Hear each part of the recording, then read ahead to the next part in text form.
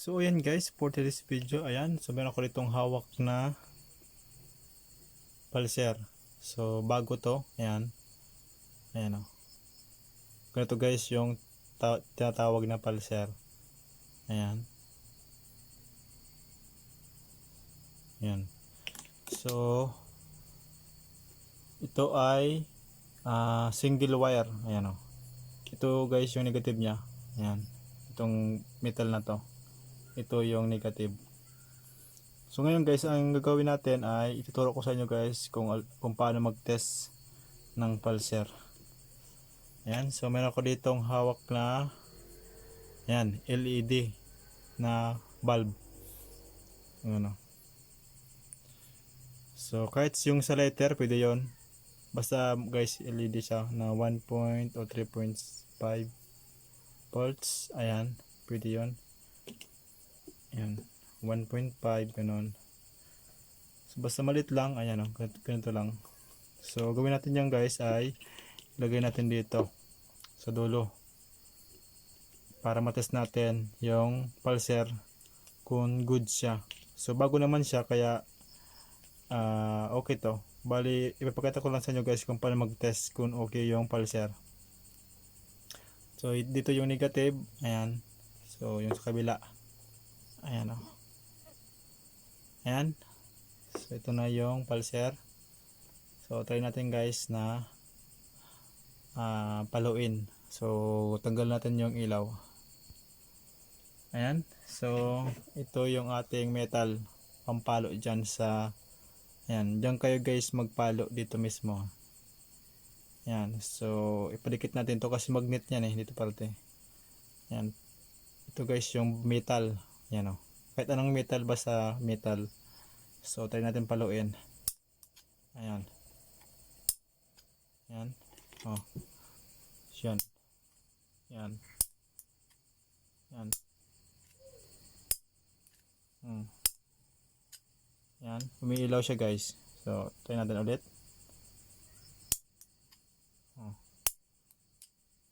Wait lang. Ayan. Yan. Okay. Yan. Dapat kada palo ilaw yan. Yan. Yan. Ibig sabihin niya goods yan. Dapat kada palo ilaw. Yan. Yan. Wait lang. Dapat nakarap sa taas yan para makita nyo. Yan. Yan.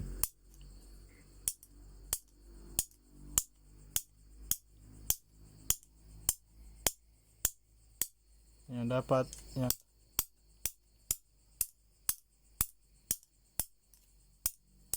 Yan.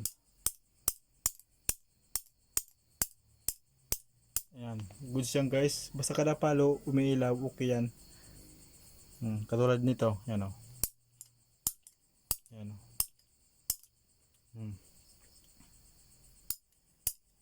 Yan o.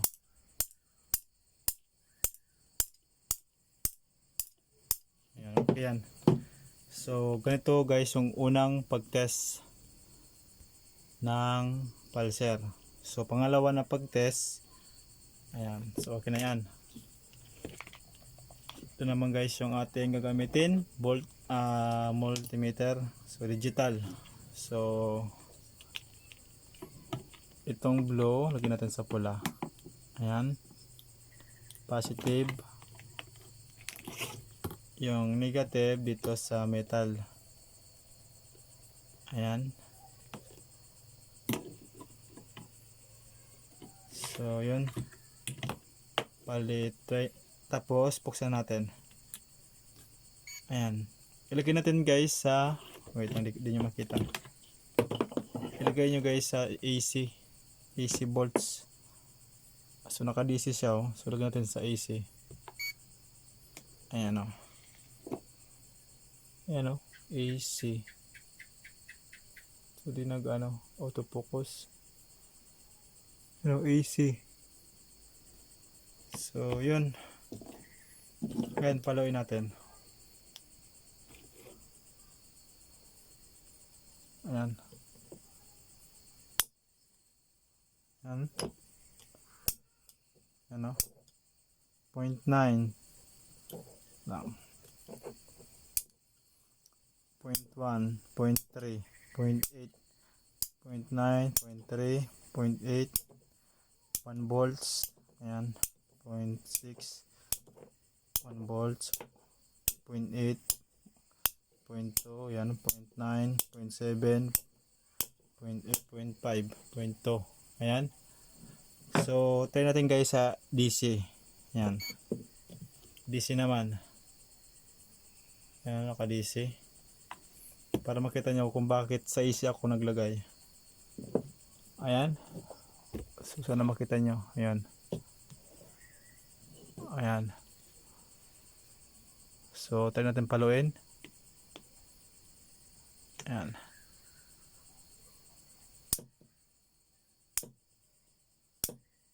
So, wala akong na-read oh. Millivolt. Millivolt. So, wala man. 143 millivolts. So, try natin to ibaliktad para makita nyo. Sabi, dinadaya ko kayo. So, yan. Yung negative dito sa blue. So, try natin paluin. Ayan o. Wala pa rin. Millivolts pa rin. Oh. So, wala akong na-read na millivolt. So wala guys. So kaya nag-set ko sa AC. Hindi DC ko nilagay. So yun. So dapat may mahal ka guys na ganun na volts na 0.8, 0.7, 0.2, 0.5 yan. 1 volt. Ibig sabihin goods to. Kasi bago to eh. Yan o. Bagong bili lang to. So pinakita ko lang sa inyo guys yung paano mag-test ng pulser. So yun lang. Ayan. So dalawang klase to guys. Yung iba dalawang wire, walang ganito. So dalawang wire to dito, 1, 2, kabilaan. Meron dito isa. So ito isa lang. So pares lang yan. So yun lang guys. So thank you guys sa inyong panood. Hanggang sa muli. Sana may natutunan kayo kahit paano.